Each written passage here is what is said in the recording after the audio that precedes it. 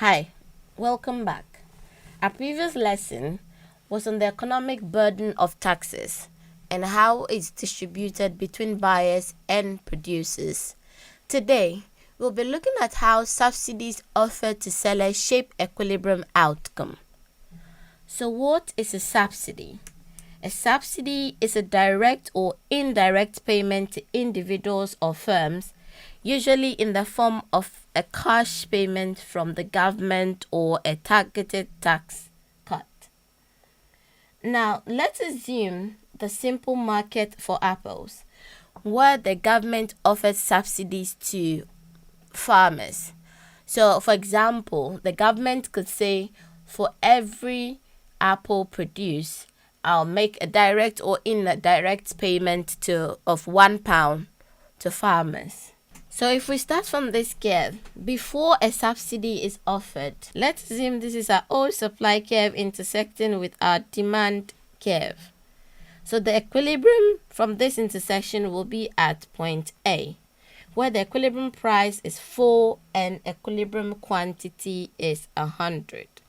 So this is the equilibrium price and the equilibrium quantity before any subsidy was offered.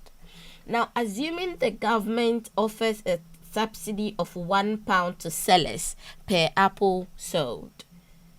So subsidy reduces the marginal cost for sellers by £1.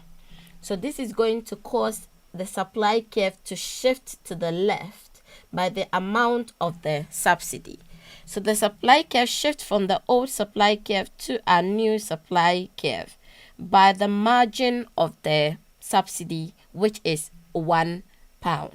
So the supply curve increases or shifts to the right because a subsidy represents a reduction in the marginal cost of production. So once the marginal cost of production reduces, supply is going to increase, which is represented by a shift in the supply curve to the right. Now, this shift in the supply curve is going to create a new equilibrium at point B. This is where a new supply curve interacts with our existing demand curve. At this equilibrium point, the equilibrium price now is 3.5 and the equilibrium quantity is now 120. Now, what we see from this curve is that the price buyers pay after the subsidy reduces and the price sellers receive after the subsidy increases. Let's show this on the curve. Before the subsidy was offered to sellers, equilibrium price was 4. But after the subsidy was offered, equilibrium price is now 3.5. Now, what this means is that buyers are now paying 3.5 for every apple bought. But sellers are receiving an extra £1 from the government in the form of subsidy.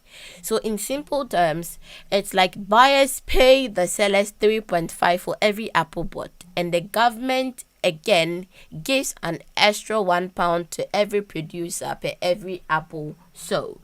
So that increases the total price that the producers get for every apple to 4.5, which is the 3.5 that consumers pay plus the £1 subsidy. So the price that producers receive finally is 4.5. Now what we see here is that even though the subsidy was offered to sellers, consumers' price has reduced and producers are getting a higher price. So producers' price increases from 4 to 4.5 and the difference is 0.5. And consumers also pay a lower price, reducing from 4 to 3.5, which is equally 0.5. So the effect of the subsidy is such that the price buyers pay after the subsidy reduces by 0.5 and the price sellers receive after the subsidy increases by 0.5. Now, there are a few things to note about this curve. The first thing is that the subsidy leads to an increase in quantity sold. So we can see the equilibrium quantity increases from 100 to 120. Subsidy reduces the cost of production, which increases supply.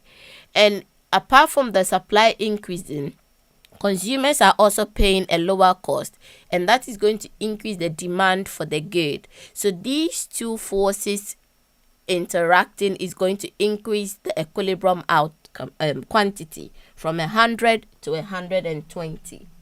Now, the second thing to note about this curve is that the subsidy reduces the price buyers pay and increases the price sellers receive. So, as we've already discussed, the subsidy reduces the price buyers pay by 0.5 from 4 to 3.5, and also increases the price sellers receive by 0.5, which is from 4 to 4.5. Now, both buyers and sellers enjoy the benefit of the subsidy. In our previous lessons about taxes, we found that even though the tax is imposed on buyers or sellers, it doesn't necessarily mean that that party alone pays the tax or bears the economic burden of the tax. It could be distributed between the two parties. And similarly for subsidies, even though in this example sellers are the one who were offered the subsidy, the benefit of the subsidy, which is shown by the after tax price that each party receives, is shared by both consumers and producers. Producers receive a higher price, consumers pay a lower price. In this example, the buyers and sellers share the economic benefit equally, which is a £1 tax subsidy is shared equally between consumers and producers, which is 0.5 and 0.5. But this is not always the case. It could be that one party will have more benefit than the other party, or one party will enjoy all the benefits, leaving out the other party, and this is influenced by the demand and supply elasticity. So this is all that we have for our lesson on how subsidies offered to sellers shape equilibrium. Our next lesson will be on how subsidies offered to buyers shape equilibrium. If you enjoyed today's lesson, consider subscribing. Thank you.